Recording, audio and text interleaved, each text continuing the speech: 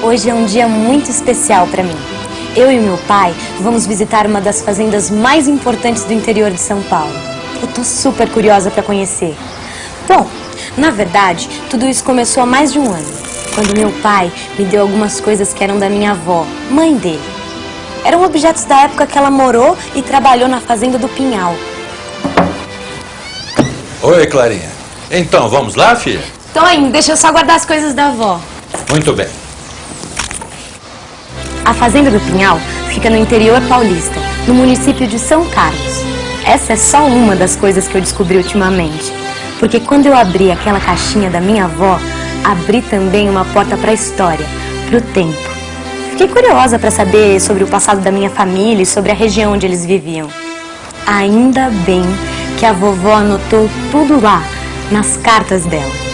A fazenda ocupa 62 alqueires, que incluem a casa grande, os terreiros de café, uma antiga senzala e muita mata nativa. Minha avó dedicou várias linhas a um tal Conde do Pinhal. Antônio Carlos de Arruda Botelho, esse era o nome do Conde de Pinhal. A vovó escreveu sobre ele. Ele era neto de um sargento-mor, Carlos Bartolomeu de Arruda Botelho, que recebeu a concessão dessas terras da coroa portuguesa. Isso mesmo. E o Conde de Pinhal foi quem fundou a cidade de São Carlos, em 1857. Olha, foi uma transformação e tanto para o estado de São Paulo. As fazendas se tornaram um polo de poder. Clarinha, o café trouxe riqueza.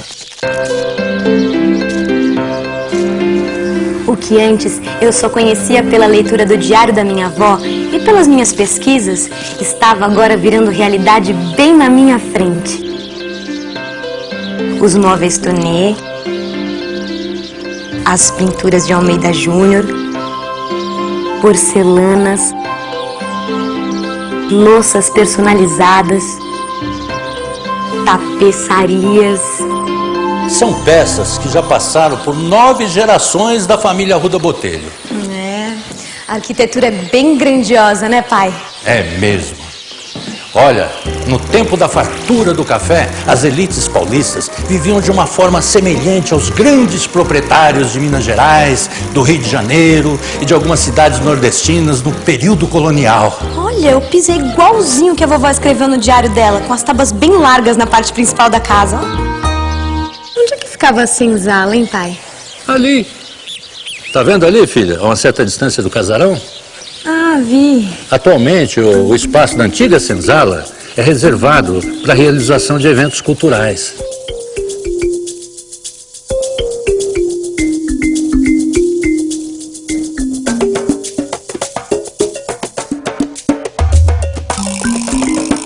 Era uma vida muito difícil, né, pai? Como é que pode, uma época de tanta riqueza, conviver com a escravidão? E era a mão de obra escrava que sustentava toda essa riqueza. Olha, para você ter uma ideia, em 1862, em pleno período de produção, havia 60 mil pés de café. E os escravos que colhiam os grãos, que depois eram secos aqui, nesse terreiro. Para colher, eles usavam uma peneira amarrada na cintura, não é? Isso mesmo. Mas depois da abolição da escravatura, as fazendas começaram a usar a mão de obra de imigrantes que vinham para o Brasil. E foram eles que, de certa forma, modificaram essa maneira de colher café. Sabe, com o tempo, a mão de obra e o jeito de colher café foram mudando. Mas o que modernizou mesmo a produção no interior de São Paulo foram as máquinas de beneficiamento. E aqui na Tulha tem uma.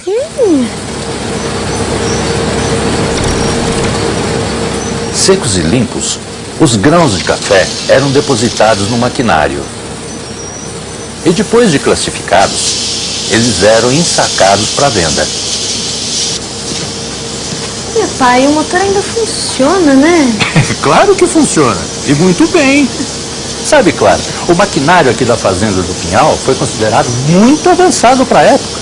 O beneficiamento de café nas fazendas foi um dos marcos para a entrada da indústria na cultura cafeeira. Pai, o nosso passeio pela fazenda foi inesquecível. As alamedas de jabuticabeiras, as palmeiras imperiais,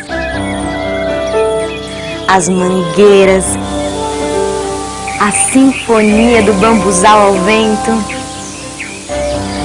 Olha, filha, para aproveitar a grande quantidade de água que corre na encosta da sede, a Condessa mandou construir este lago com as ilhotas. Segundo as anotações da vovó, a Condessa era uma mulher muito elegante, que dedicou a vida dela inteira à Fazenda do Pinhal. Um lugar onde dá quase para sentir a presença dela é no caminho das águas. Para continuar um tratamento médico, a Condessa mandou construir uma escada de água, inspirada em uma que ela conheceu em Baden-Baden, na Alemanha. Ela subia por esses degraus diariamente. Sabe, pai? Sim?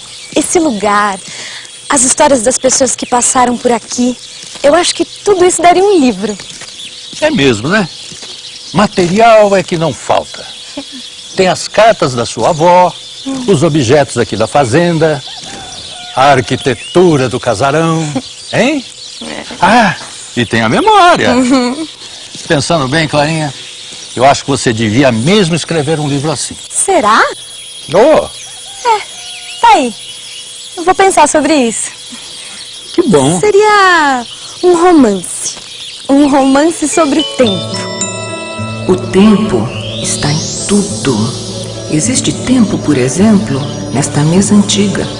Existiu primeiro uma terra propícia, existiu depois uma árvore secular feita de anos sossegados e existiu finalmente uma prancha nodosa e dura, trabalhada pelas mãos de um artesão dia após dia.